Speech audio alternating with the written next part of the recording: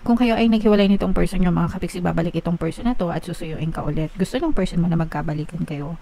Gusto ng person mo na suyuin ka ulit. I-win back kanya, no? Ibig sabihin, gusto niya na maibalik kayo sa dating kayo, mga kapiksi. And pwedeng nararanasan nyo na nga yan, nagpaparamdam siya again, no, with this love call energy. So pwedeng hindi pa niya sinasabi ng direkta sa inyo, guys, pero nagsisimula na yan sa communication.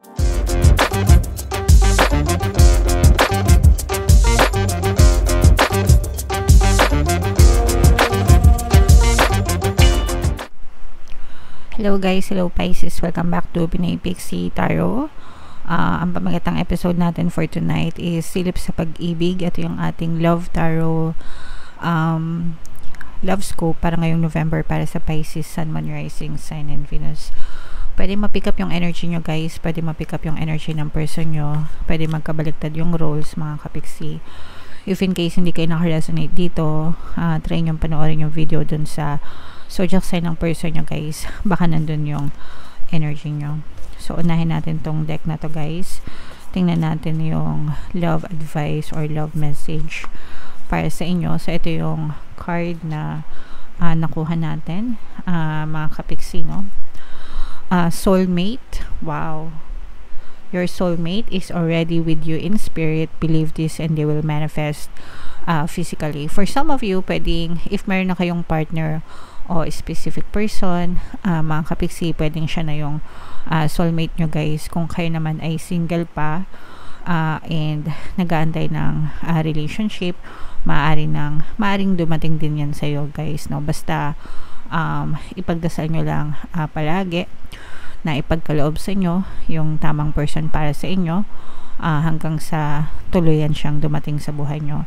And kapag nasa inyo na, guys, mas lalong kailangan yung ipagdasal yung person na yon para mas maging maayos yung takbo ng inyong relationship or pagsasama. Okay? So yan, guys, i-mind nyo na yan. Mind soulmate connection. Tingnan natin yung, ito naman yung, check natin yung energy surrounding your situation, mga kapiksi.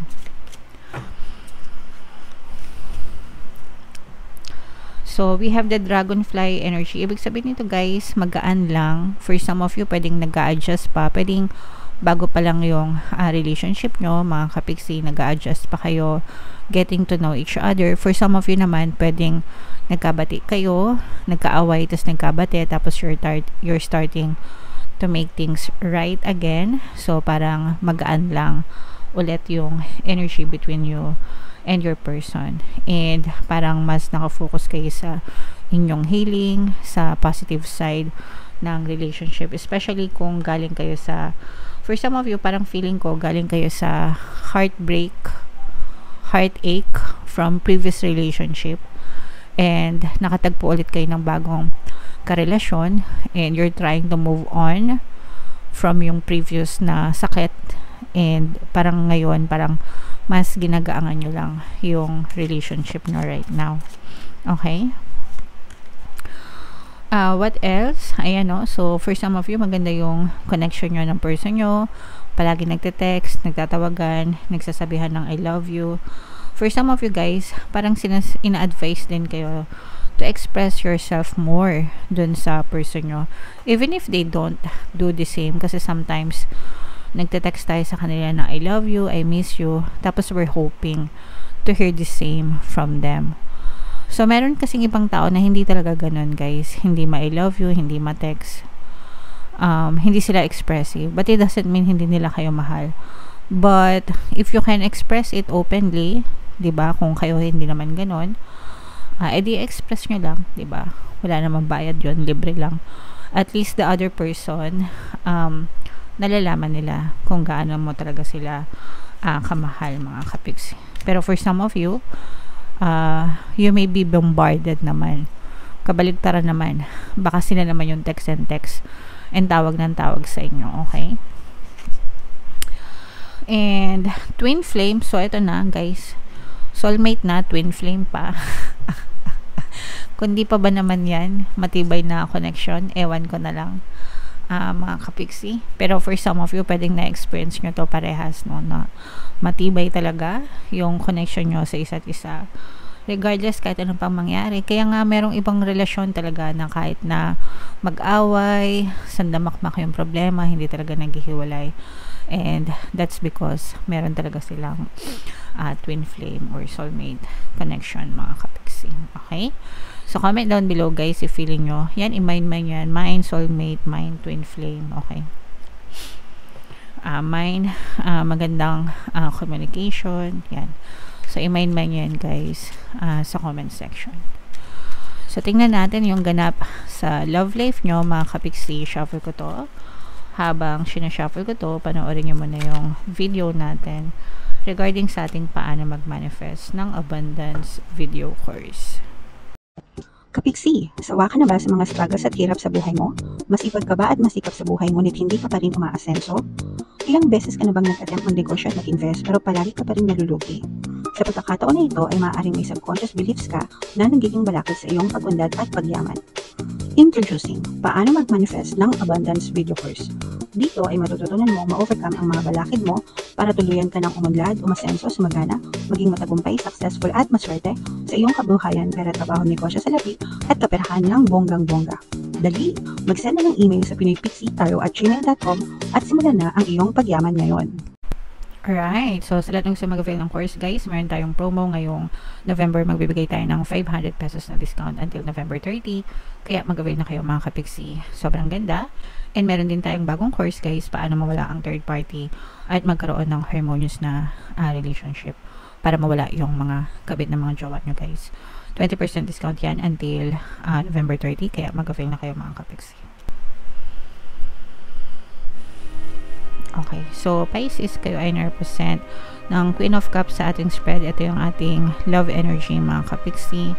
For some of you, karmic connection talaga kayo, guys, no? Meron talaga kayong hatak sa isa't isa, guys. Twin flame, energy, soulmate connection. Malakas talaga yung hatak nyo sa isa't isa. Kaya yung iba sa inyo, kahit na nag-aaway kayo or marami kayong problema, parang babalik at babalik pa rin kayo.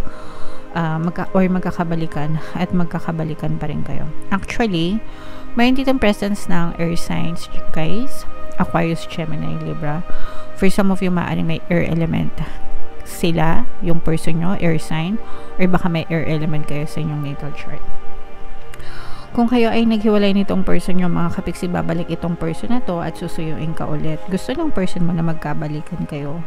Gusto ng person mo na suyuin ka ulit. I-win back kanya, no? Ibig sabihin, gusto niya na maibalik kayo sa dating kayo, mga kapiksi. And pwedeng nararanasan nyo na nga yan, nagpaparamdam siya again, no, with this love call energy. So, pwedeng hindi pa niya sinasabi ng direkta sa inyo, guys, pero nagsisimula na yan sa communication.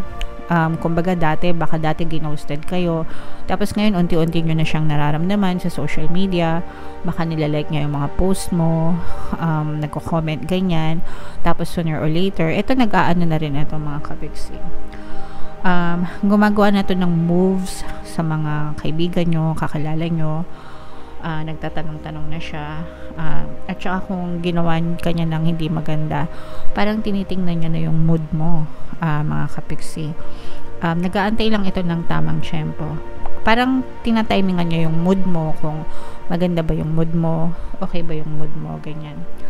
Kasi kapag ka okay yung mood mo, nasa magandang mood ka, doon niya na sasamantalahin na magbabalik siya, magpaparamdam, and yung iba sa inyo pwedeng ligawan ulit kayo ng person mo. So, applicable ito dun sa mga people na nagkahiwalay or naging ghosted, or pwede naman na hindi kayo naghiwalay, basta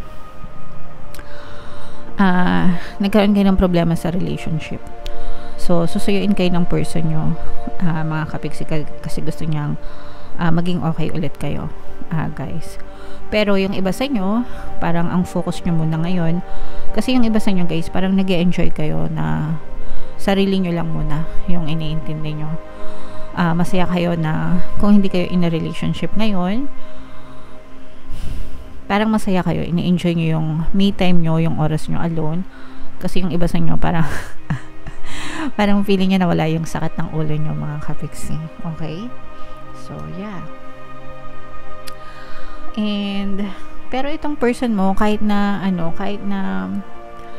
gusto kanyang i-win back or ligawan ulit, parang hindi rin siya mga kapiksi. Hindi pa rin siya makapag-commit, no, ng 100%. Ibig sabihin, baka yung mga demands mo sa kanya, kung may mga i-demand ka, ganyan, baka hindi niya maibigay yon lahat ng 100%. So, parang gusto niya magkabalikan kayo, but at the same time, gusto pa rin niya yung freedom niya. Yung tipong hindi siya nasasakal. So, hindi rin siya nagmamadali, mga kapiksi. Pero, asahan mo na itong person mo is mag-e-effort talaga, guys. Mag-e-effort ito sa pagte-text sa'yo. Actually, palagi ko nitong iniisip na babalisa ito, lalo na kung nakikinig kayo, guys, no? Nung ating pampabalisa subliminal, sabi ko nga sa inyo, guys, palagi nyo lang pakinggan yon, and super effective nun, mga kapiksi. Kahit hindi kayo nag-uusap, di kayo nagkikita, kahit ilang taon na, guys, iisipin nila kayo. Okay? So, ito, nagsisikap na ito, gumagawa na to ng mga plano niya kung paano kayo susuyuin at liligawan ulit ang Pisces. So, depende na yun sa inyo, guys. Syempre, kung tatanggapin nyo or hindi. Kayo naman yung may say dyan. Pero, ang sa akin lang, kahit tanggapin nyo, kahit hindi, kung may nagawang kasalanan, patawarin nyo na para makalaya na kayo dun sa mga negative na energies or negative na emotions. Kasi yung hindi nyo deserve na masaktan, hindi nyo deserve na mabuhay dun sa sadness na yun, mga kapiksi. Deserve nyo maging masaya, deserve nyo ng pagmamahal, deserve nyo ng katahimikan and kapayapaan. Okay? Alright. So, comment down below. So, sa mga gustong magkaroon ng reconciliation, pampabalik, ganyan, or bumalik yung mga jowa nyo, pwede nyo pakinggan, guys, yung ating mga subliminals. Libre lahat yun dito sa YouTube. Pampabalik, pampabalisa, pampamis, no? Magandang combo. Yung pampabalisa at saka pampamis, palagi nyo pakinggan kasi, again, kahit hiwalay na kayo, hindi kayo nagkikita, hindi kayo nag-uusap, pag pinakinggan nyo, talagang hindi kayo maalis sa isip nila. Literal, mga kapiksi. Alright? Okay. So, yeah. Comment down below, Pisces, if feeling nyo naka-resonate kayo dyan. And, ito yung i-mind yan, guys, no? Mind reconciliation, mind babalik yung jowa ko, mind liligawan ako ng jowa ko. Ay! Alright, so ito yung ating 2025 kapalaran, guys. Panoorin nyo na. And ito naman yung ating success stories ng paano mag-manifest ng abundance video course. Click here to subscribe, and ito yung ating mga relationship subliminal, guys. Thank you for liking, sharing, and subscribing. See you again next time. I love you all, mga kapiksi. Have a nice day. Bye-bye.